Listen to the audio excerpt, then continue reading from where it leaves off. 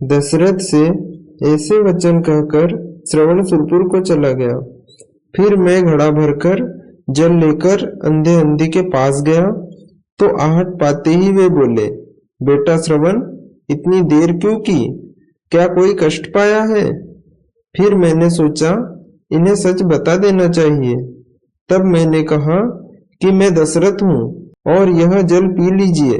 श्रवण कुमार मृग के धोखे में मेरे हाथों मारा गया। तब उन्होंने कहा, पापी दशरथ, जैसे हम पुत्र वियोग में मर रहे हैं वैसे ही तू भी मरेगा। यह कहकर अंधा स्वर्गधाम चला गया। फिर अंधी बोली, मेरा श्राप यह है कि जब तू मरेगा तेरे पुत्र घर पर नहीं होंगे और मरते समय तू उनके मुख नहीं देख पाएगा। ऐसा कहकर वह भी स्वर्गधाम चली गई।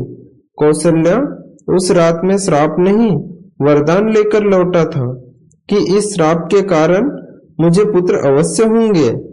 हे प्राण प्यारी कौशल्या, अब मैं स्वर्गधाम को गमन करना चाहता हूँ।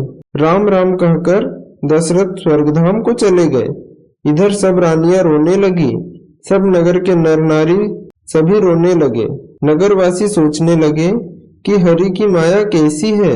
राम लक्ष्मण वन में है, भरत शत्रुघ्न मामा के घर है। तब कैकेयी कहने लगी कि यह मैंने क्या कर दिया? शाखाएं स्वयं ही सींची और अपने ही हाथ से जड़ को कुतर दिया। उस पर कौशल्या बोली, कैकेयी, हरि की माया प्रबल है, यह काम अपने वश का नहीं है। आज उस अंधा अंधी का श्राप सच हो गया। उसी समय गुरु वशिष्ठ महलों में आए और बोले, हे रानियों, अब धीरज धारण करो, तुम्हारा रोना व्यर्थ है। इस प्रकार रोने से यह मृतक शरीर जीवित नहीं होगा। जो आया है वह जाएगा, जिसने जन्म लिया है उसे तो एक दिन मरना ही है।